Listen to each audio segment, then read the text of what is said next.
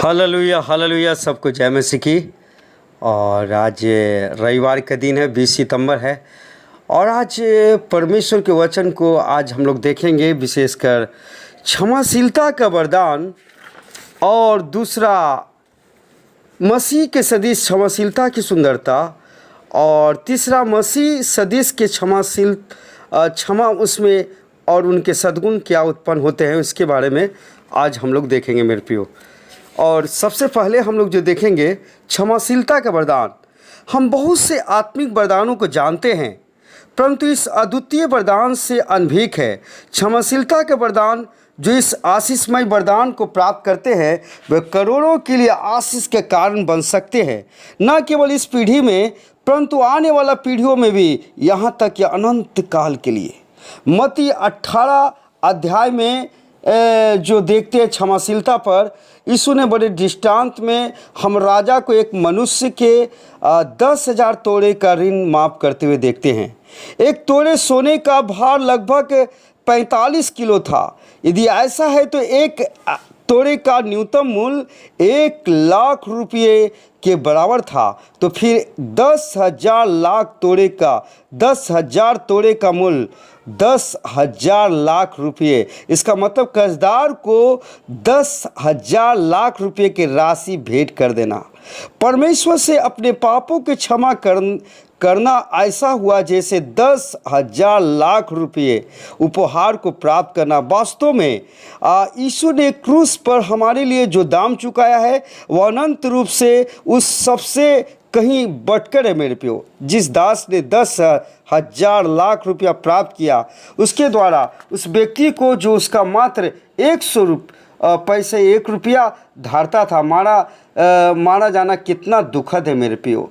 जिसने हमारे विरुद्ध गलत किया है, उसे क्षमा करना वैसा ही है जैसे 1 रुपया को देना। Hallelujah hallelujah. हम में से प्रत्येक ने जब पापों की क्षमा प्राप्त कि उस उद्धार के समय मानो हमने 10,000 लाख रुपये इससे अधिक प्राप्त किए। यदि हमारे पास इतना पैसा है तो हर मांगने वालों को, यहाँ तक कि 1,000 भी मांगने वाला हो तो क्या प्रत्येक को तुरंत 1 रुपया देना आसान नहीं है? ऐसा करने के लिए हमें महीने भर कठिन परिश्रम करके कमाने की ज़रूरत नहीं है। क्या ये क्षमाशीलता का वरदान है मेरे प्रियो? यदि कोई हम पर थूकता है, हमें तुरंत बुरा लगता है, यह स्वाभाविक भी है, पर यह दर्शाता है कि हमारे पास क्षमा करने का वरदान नहीं है। सच में बुरा लगने के बाद शायद हमें एहसास हो कि हमें परमेश्वर की संतान है और हमें क्षमा करना चाहिए, और हम उसे क्षमा कर देते हैं। क्षमाशीलता का वरदान का होना या मसीह सदृश क्षमाशीलता पाने का अर्थ है उस व्यक्ति को हमारे विरुद्ध सर्वाधिक बुरा करने के तुरंत बाद क्षमा करने व प्रेम करने की योग्यता प्राप्त करना। रहस्य यह है कि जब हम यीशु द्वारा दी गई क्षमा की महानता का एहसास कर लेते हैं, तो दूसरों के द्वारा हमारे विरोध किए गए पापों को छोटेपन का एहसास हमें हो जाता है। दूसरे शब्दों में, जब हम अपनी उस भयानक पापमय दशा के प्रति सजग रहते हैं जिसमें हम प्रभु ने हमें बचाया है, हमें क्षमा किया है, हमें दूसरों की गलतियों बहुत छोटी नज़र आने लगती है मेरे प्रियो, और हम आसानी से उन्हें क्षमा कर सकते हैं और उसे प्रेम करने लगते हैं। हालेलुया। इसके विपरीत यदि हमें दूसरों को पाप भयानक या बड़ा दिखाई देता है, तो हम अपने प्रति प्रभु की क्षमाशीलता को कैसे प्राप्त करते हैं मेरे प्रियो? जब हम वरदान में अनेक आशीष हमें स्मरण रखें कि जब हम प्रभु के द्वारा क्षमा किए जाते हैं, तो हमें क्षमा करने के साथ साथ अनुग्रह का धन भी प्राप्त होता है। अगर आप देखेंगे इफिसियों 1:7 में लिखा हुआ है, इफिसियों 1:7 में लिखा है, हमको उसमें उसके लहू के द्वारा छुटकारा अर्थात अपराधों की क्षमा उसके उस अनुग्रह के धन के अनुसार मिला है। हालेलुया। प्रिय मित्र, यीशु आपको क्षमा का वरदान देना चाहता है। एक वरदान जो आपके संपूर्ण जीवन को, सेवकाई को परिवर्तित कर सकती है। आपको बुरा नहीं लगेगा जब लोग आपको बुरा कहेंगे, आपका तिरस्कार करेंगे या आपको यातना देंगे। इसके विपरीत आप उनसे और अधिक प्रेम करने लगेंगे। आप एक धन्य व आशीषित व्यक्ति होंगे तथा आपका जीवन व सेवकाई असाधारण होगी। अपने हृदय को खोले, इस धन आशीष को आज ही ग्रहण कर ले। क्रूस के तले इस समय आए। क्या आप क्षमा और प्रेम, लहू और पानी को उसके छिदे हुए हृदय से बहता देख सकते हैं? क्या आज आप अपने आप को परमेश्वर के हाथों में एक ऐसे यंत्र होने को समर्पित करेंगे जो मसीह के सदिश क्षमाशीलता को प्रकट करेगा? हालेलुया। और हम लोग hallelujah, Jesus, glory to God. हम लोग जो दूसरा देखेंगे, मसीह के सदिश क्षमाशीलता की सुंदरता। मसीह के सदिश क्षमाशीलता की सुंदरता। यदि हमने क्षमा करना नहीं सीखा है तो हमारा जीवन उत्साह या उत्तेजना से पूर्ण नहीं होगा, आनंद से नहीं भरा होगा। हम यह सोचते हुए सोने जाएंगे कि काश हम सवेरे उठे ही ना। जब हम उठ जाते हैं तो हम यह सोचकर बिस्तर नहीं छोड़ना चाहते कि आज हमें पुनः एक अप्रिय दिन का सामना करना पड़ेगा। परंतु एक बार जब आप मसीह के सदिश क्षमा करना सीख जाते हैं तो कहानी बदलकर कुछ और ही हो जाता है मेरे प्रियो। और हर आने वाला दिन बीते कल से अधिक उत्साहपूर्ण होगा। हालेलुया। पुराने अनुभव के द्वारा हम एहसास करेंगे कि हम दूसरों के जितना अधिक तिरस्कृत किए जाए, हालेलुया, के लिए कि अधिक उपयोगी बन रहे हैं और अधिक अवसर हमारी प्रतीक्षा में है। तथा जितना अधिक तिरस्कृत किए जाएंगे, जितनी चोट हमें पहुंचाई जाएगी, जितना ही विरोध होगा, लोग उतना ही अधिक क्षमा की सुगंध का अनुभव हमारे द्वारा करने पाएंगे। Hallelujah, glory to God. प्रभु हालेलुया, जीसस, कितना सुंदर बात है मेरे प्रियो। Hallelujah, glory to God. Hallelujah, Jesus. मसीह के सदी क्षमा हमें अनेक सद्गुण को क्या करता है, उत्पन्न करता है। अभी हम लोग देखेंगे कुलुस्सियों 3 के 12-13 पद को हम लोग देखेंगे। लिखा हुआ है 3 के 12 में, इसलिए परमेश्वर के चुने हुए के समान जो पवित्र और प्रिय है, बड़ी करुणा और भलाई और दीनता और नम्रता और सहनशीलता का धारण करो। 13 पद, और यदि किसी पर दोष देने का कोई कारण हो तो एक दूसरे को सह लो और एक दूसरे के अपराध को क्षमा करो। जैसे प्रभु ने तुम्हारे अपराध को क्या किया है, क्षमा किया है, वैसे तुम भी दूसरे का अपराध को क्या करो, क्षमा करो। हालेलुया। एक दूसरे को सह लेने का क्या अर्थ है? एक दूसरे के वर्तमान दोष अपराध क्षमा करना और एक दूसरे को अपराध क्षमा करने का क्या अर्थ है? एक दूसरे के पिछले दोष अपराध को क्षमा करना। इस संदर्भ में हम संत पौलुस से एक धन सत्य को सीखते हैं।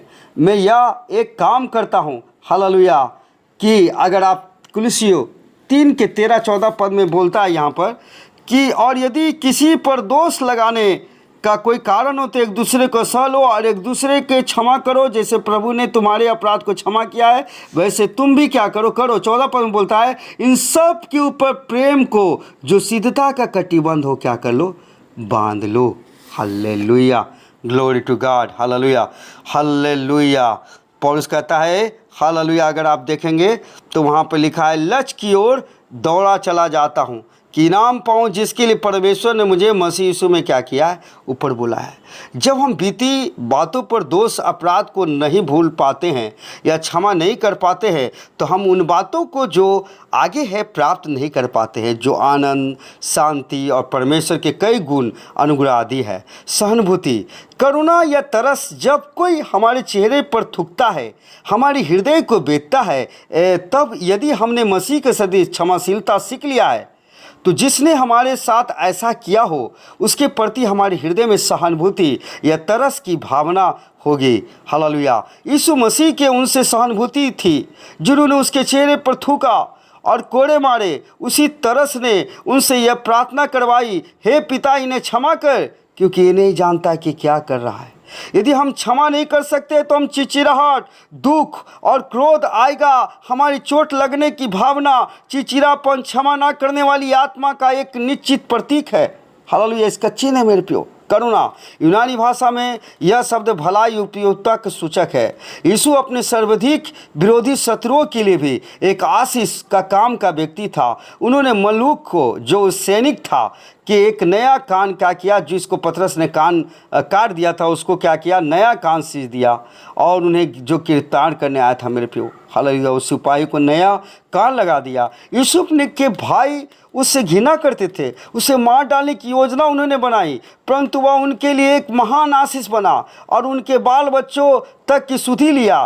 तुमने जीवन के कर्ता यीशु को क्या किया है, मार डाला है। अगर आप पढ़ेंगे उत्पत्ति 3 के 15 पद हम लोग देखेंगे, प्रेरितों काम 3 के 15 पद, प्रेरितों काम 3 के 15 में लिखा है, और तुमने जीवन के कर्ता को मार डाला जिसे परमेश्वर मरे हुए में से जिलाया, और इस बात का हम गवाह है।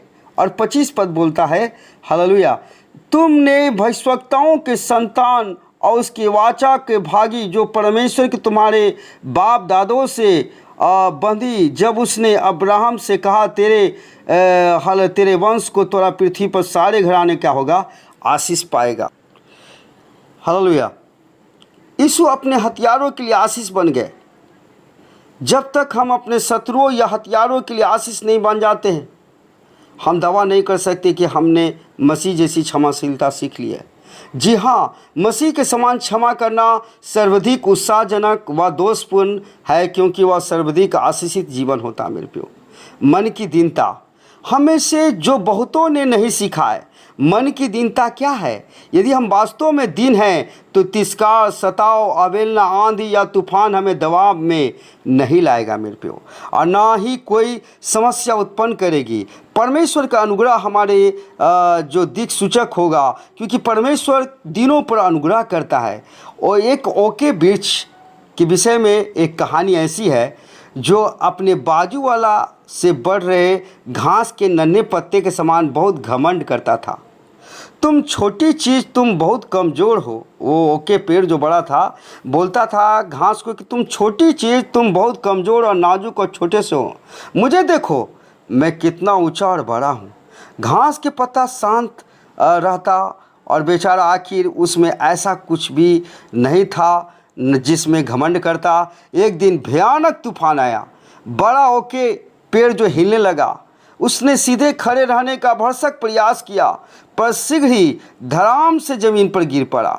जब तूफान थम गया, उसने घास के पत्ते को हमेशा के समान तरोताज़ा ज़मीन पर खड़ा पाया। उसने कहा, हे छोटे घास, मैं इतना बड़ा और ऊंचा होकर तूफान का सामना नहीं कर पाया, और इतने छोटे होने के बावजूद तुमने यह कैसे कर लिया? घास ने मुस्कुरा कर कहा, यह एकदम आसान है। जब हवा और तूफान मुझ पर से आने लगा, गुजरने लगा, तो मैं अपना सिर नीचे झुका दिया और वे बिना जो है कि नुकसान पहुंचाए आगे बढ़ गया। वाह, क्या धन दीनता! जब तक हम क्षमा करना ना सीखें, हम कभी भी सच्ची दीनता को नहीं सीख पाएंगे। हर क्षमाशीलता आत्मा की जड़ में घमंड होता है। यदि कोई हमारा अपमान करे और हमें चोट पहुंचाती है, तो यह हमारे अभिमान को पहुंचाने वाला चोट होती है। यदि हम कहते हैं कि हमें गहरा आघात पहुंचता है, तो इसका मतलब है कि हमारा अभिमान गहरा है। यद्यपि ऐसा हो सकता है कि हम ऐसा ना माने, निश्चय घमंड के कारण है। हालेलुया। और विनम्रता को देखेंगे, जो क्षमाशीलता से जो आता है। विनम्रता वह सद्गुण है जो अपमान को सहर्ष सहने और घृणा क्रोध के साथ प्रतिक्रिया न करने में हमारी सहायता करता है। स्टेट बैंक के विश्वविद्यालय के प्रसिद्ध चिकित्सक डॉक्टर विलियम हैरिस कहते हैं कि क्रोध और भय हृदय को दो प्रकार से प्रभावित करता है। नाड़ी के जो नली है, जो की गति बढ़ जाती है, हमारा जो नस का गति है वो बढ़ जाता है, और श्वसन की दर दुगनी हो जाती है। जो श्वास लेने की प्रक्रिया वो दुगनी हो जाती है। अति हृदय गाँठ को क्रोध की अति से जोड़ जाता है। दीर्घावधि से क्रोध और दोनों को पुनरावृत्ति हृदय की क्षति पहुंच सकती है मेरे प्रियो। विनम्रता वह गुण है जो इसके ठीक विपरीत कार्य करती है। यह सच में हमारे शरीर और मन दोनों के लिए स्वस्थकारी है। अगर आप क्षमा रहित लोग के पास कभी विनम्रता आत्मा नहीं हो सकता मेरे प्रियो, जिसमें क्षमा रहित पाया जाता है, विनम्रता उसमें नहीं होता है।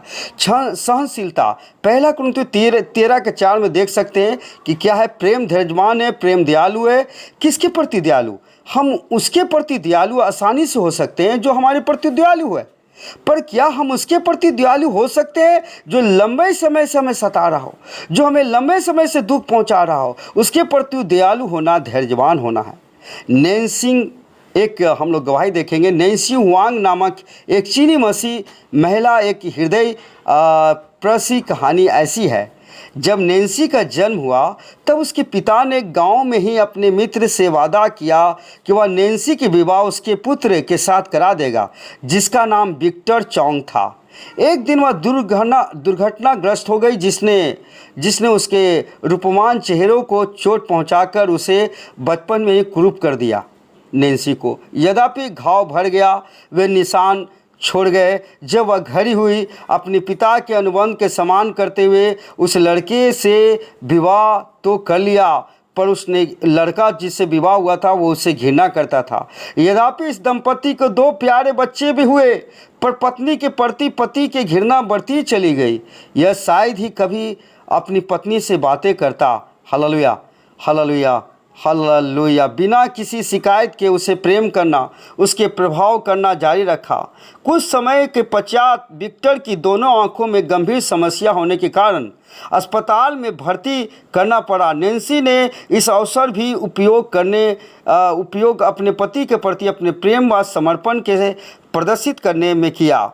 उसने उसके विषम घंटों में कार्य कर कुछ पैसे बचाए, जो दोबारा मैंने बहुत काम करके जब बीमार था पैसे बचाए थे और पैसे कमाए। उसने अपनी सारी बचत भी पति के लिए क्या किया, दे दिया। तो भी उसके पास नैन्सी के लिए धन्यवाद का एक भी शब्द नहीं था। उसके विषम समय में बहुत दोनों काम करके और बचाए गए पैसा, सब कुछ पैसा जो था उसमें लगा दिया, लेकिन उसको धन्यवाद उसके नहीं निकला, एक भी शब्द नहीं निकला। इसके विपरीत एक दिन उसने उसे निर्देश दे करके कहा कि वह अब उससे मिलने अस्पताल में आया ना करे। हालेलुया। विक्टर ने अपनी दोनों आंखें खो दिया, पर किसी ने उसे एक आंख दान किया। जब अस्पताल से घर आया तो हमेशा की तरह नैन्सी जो उसे भोजन परोसती और वह भी हमेशा की तरह उसकी उपेक्षा करता, हमेशा उसको अनदेखा करता और बहुत सारे बातों को बोलता था। अन्यासा बच्चों ने इस बातों को देख करके चिल्लाया और कहा, मम्मी आपने यह बताना चाहिए कि आपने पापा को क्या किया है, आपने यह नैन्सी को अभी बताना होगा। विचलित विक्टर नैन्सी को देखने के लिए मुड़ा। हालेलुया। वह स्तंभ रह गया। नैन्सी के पास एक ही आँख नहीं था मेरे प्रियो, क्योंकि वो एक आँख, दोनों आँख में से एक आँख क्या किया, अपने पति को दे दिया, क्योंकि वो दोनों आँखों से अंधा हो चुका था। हालेलुया। तब उसने उसके प्रेमपूर्ण खामोशी के लिए त्याग का एहसास किया।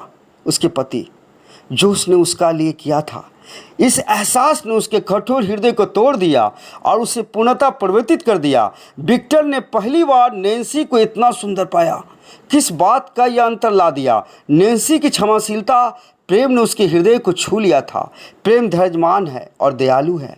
नैन्सी ने लंबे समय तक सहन किया, उसके प्रति दयालु रहना जारी रखा, जिससे उसे दुख पहुंचाया उसे अच्छा प्रतिफल मिला। यदि वह अन्य तरीके से प्रतिक्रिया करती, उससे लड़ाई करता, झगड़ा करता कि आप मेरे साथ ऐसा व्यवहार क्यों कर रहे हैं, तो उसका परिणाम दूसरा होता मेरे प्रियो। हालेलुया।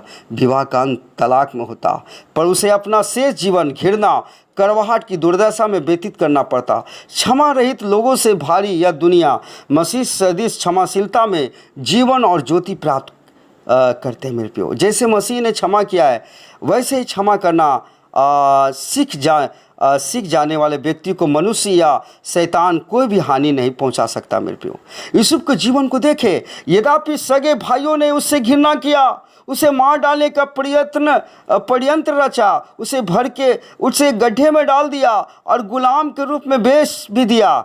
देखिए यूसुफ क्या कहता है, तुमने तो, यह उत्पत्ति 50:20 में लिखा हुआ है, तुमने तो मेरे साथ बुराई करने की ठानी थी, परंतु परमेश्वर ने उसे भलाई में भलाई के लिए ले लिया, जैसे आज के दिन हो रहा है कि बहुतों से लोगों को प्राण बचे मेरे प्यो। यूसुफ ने ऐसा नहीं कहा तुमने मेरे साथ बुराई की है, परंतु यह कहा तुमने मेरे साथ बुराई करने की ठानी सोची। कैसा धन सत्य है, जिसने मसीह के समान क्षमा करना सीख लिया हो, उस व्यक्ति को कोई बुरा नहीं कर सकता है। मरने के समय सरदूत का चेहरा, वे जो मसीह के सदी क्षमा सीख लेते हैं, मृत्यु के समय उसका चेहरा सरदूत सा होगा। आइए प्रथम मसीह शहीद स्थिफनुस की सुंदर कहानी को देखें, उसकी गवाही को देखें जो प्रेरितों काम में देखते हैं। जब सभा में बैठे हुए लोगों ने उस पर दृष्टि गड़ाई तो सबने हालेलुया उसका मुंह जो है सरदूत के सदृश देखा। उस प्रेरितों काम 6 के 15 में लिखा हुआ हालेलुया। और अपने घुटनों के बल पर गिर करके वह जोर से चिल्लाया। 7 के 7 में लिखा हुआ है प्रेरितों काम में कि प्रभु पाप उन पर मत लगा, यह कहकर कि वह सो गया। हालेलुया, उन्हें क्षमा कर क्योंकि नहीं जानता कि ये क्या कर रहा है। आरामदेह अवस्था में या फिर वह वही करती भीड़ के सामने सरदूत सदृश मुस्कान का होना आसान है, परंतु यहाँ स्थिफनुस क्रुद्ध भीड़ के यहूदियों के उच्चतम न्यायालय या महासभा के सामने था। वे सब उस पर दोष लगा रहे थे और वह पथरवाह किया जाने वाला था। इसके अलावा वह स्थिति से पूर्णतः अवगत था। ऐसे समय में सरदूत के समान मधुर स्वभावता के लिए हालेलुया किसी यदि आवश्यकता है तो वह है मसीह के सदी क्षमाशीलता का स्वभाव। हालेलुया, ध्यान दे कि उसके चेहरे पर तेज उसके मित्रों ने नहीं पर उसके क्रोधित हत्यारों ने देखा। कितने संत थे जो स्थिफनुस के समान महिमामय विजय के रूप में मरते हैं मेरे प्यो। हालेलुया, जब एक व्यक्ति को पथरवाह किया जा रहा हो तो उसकी मृत्यु की घड़ी स्वाभाविक रूप से दर्दनाक होगी, तो भी स्थिफनुस ने के अंदर अपने हथियारों के लिए प्रेम व तरह से इतना गहरा था कि उसने घुटने टेके। लेटी हुई अवस्था क्या अपेक्षा घुटने टेका हुआ व्यक्ति प्रहार के प्रति अधिक अनवीर्त होता है मेरे प्यो, अनभिक होता है। और जो चिल्लाया मृत्यु के ठीक पहले के क्षणों में ये दोनों कार्य करना अत्यधिक कठिन रहा होगा और उसके लिए क्षमा मांगा। उसकी अंतिम प्रार्थना उसके शत्रुओं के लिए आशीष की थी। स्थिफनुस सरदूत के सदृश चेहरे के साथ अपने घुटनों पर मरा। अपने शत्रुओं के लिए क्षमा की प्रार्थना करते हुए परमेश्वर ने अद्भुत रीति से उसकी प्रार्थना को उत्तर दिया और शीघ्र ही तरसुस का साउल जो मसीहों का सबसे भयानक शत्रु था बचा लिया गया, अतः संत पौलुस बन गया। इसके विपरीत परमेश्वर के कुछ बच्चों का चेहरा मृत्यु के समय आतंकित नजर आता मेरे प्यो, डरा हुआ। किसी सभा में मेरी एक अच्छी विश्वासी थी हालेलुया, और ऐसा लगता था एक कलीसिया में एक विश्वासी था, ऐसा लगता था कि वह कलीसिया के सबसे अच्छी सदस्य है, बहुत सक्रिय कलीसिया की एक प्रार्थना कार्य करती आदि। उसने अपने बेटे को भी प्रभु की सेवा के लिए अर्पित किया, समर्पण किया और हर प्रकार के प्रभु के दासी के रूप में जीवन व्यतीत करती थी। हालेलुया हालेलुया, हर प्रकार से। लेकिन एक दिन वह बहुत बीमार हो गई और मरने पर थी। उसने अपने बच्चों को प्रभु के हाथ में सौंपते हुए प्रार्थना की, प्रभु मैं आपके पास अभी आने के लिए तैयार हूँ। प्रभु ने उत्तर दिया, मेरे पास आ रही हो तुम नरक में जाने वाली हो। क्या प्रभु, मैं आपकी संतान हूँ, क्या मैं नरक में जाऊँगी? मेरी उसका नाम था, वो रोने लगी। मेरी, हाँ तुम जाओगी, तुमने अपने बहन को क्षमा नहीं किया, प्रभु ने कहा। यह उत्तर उसे मिला। मृत्यु के भय ने उसकी आत्मा को जकड़ लिया। उसने पुकारा, प्रभु मुझे अभी मरने मत दीजिए, कृपया कर मुझे मौका और दे दे, उसे क्षमा करूंगी और उससे बातें करूंगी। उसकी बहन को बुलाया गया, उसने उसे क्षमा मांगी, उसे गले में लगाकर चूमी। तब प्रभु ने उसे अनुग्रह करके चंगा किया। आज वह इस सत्य से जीवित गवाह है मेरे प्यो। हालेलुया हालेलुया, कि कभी जब हमारी चंगाई में विलम्ब होता है तो वह क्षमा ना करने वाली आत्मा के कारण हो सकता है मेरे प्यो। आज बहुत सारे लोग कैंसर से है ना, बहुत सारे जो है कि हृदय रोग से है, हार्ट की बीमारी है, ये सब बातें, गठिया की बीमारी क्यों है मेरे प्यो? क्षमा ना करने वाला आत्मा। यदि हम दूसरे के पाप को क्षमा करते हैं, देखिए मेरी जो मरने वाली थी, वो कहा, प्रभु ने उसका वाद दिया कि अभी तुम नरक की आग में जाओगी। वो कहा, क्यों प्रभु, मैं तो विश्वास करती हूँ। उसने कहा कि प्रभु ने कहा कि तूने अपने बहन को क्षमा नहीं किया है। और तो वो पछताव करने के लिए प्रभु से मौका मांगा कि प्रभु एक मौका और दे दे, ताकि मैं ये गलती ना करे। परमेश्वर के प्रिय बच्चे यह सोचने की मूर्खतापूर्ण गलती कभी ना करें। हालेलुया मेरे प्रियो, क्योंकि परमेश्वर कभी भी दूसरा बार मरने के पहले मरने के बाद मौका नहीं देगा मेरे प्रियो। इसलिए मेरे प्रियो, जीवित रहते हुए हर एक व्यक्ति को याद करते हुए हमें क्या करना, हमें क्षमा करना मेरे प्रियो। हमें कभी भी विलम्ब नहीं करना है। Hallelujah hallelujah, glory to God. आज वह इस सत्य से जीवित है मेरे प्रियो। परमेश्वर के प्रिय बच्चों, यह सोचने की मूर्खतापूर्ण गलती कभी ना करे कि मन में कोई बुराई को पाल कर क्षमा न करने की आत्मा के बावजूद आपके भले कार्य नरक की आग से बचने में आपकी सहायता करेंगे। यह सच है कि परमेश्वर ने मेरी को बख्श दिया, वो थोड़ा मौका दिया उसे, लेकिन मृत्यु सैया पर क्षमा किया कि मृत्यु तक तथा नरक की आग से बच जाए। पर ऐसा ना समझे कि आपको ऐसा दोबारा अवसर मिलेगा। एक व्यक्ति जो दूसरों को क्षमा नहीं कर सकता, उसके चेहरे पर मृत्यु का भय अवश्य झलकेगा। परमेश्वर हम सभी को स्तिफनुस के समान बनाए। हम चाहे मरे या जिए, हमारे हृदय क्षमा करने वाला प्रेम से भरे रहे और हमारे चेहरे सरदू जैसे मुस्कुराते और चमकते रहे। आइए हम प्रभु से प्रार्थना करें। प्रभु जी, हम प्रार्थना करते पिता परमेश्वर, प्रभु आपने बोला कि यदि तुम दूसरे का अपराध को क्षमा नहीं करोगे तो मैं भी तुम्हारे अपराध को क्षमा नहीं करूंगा।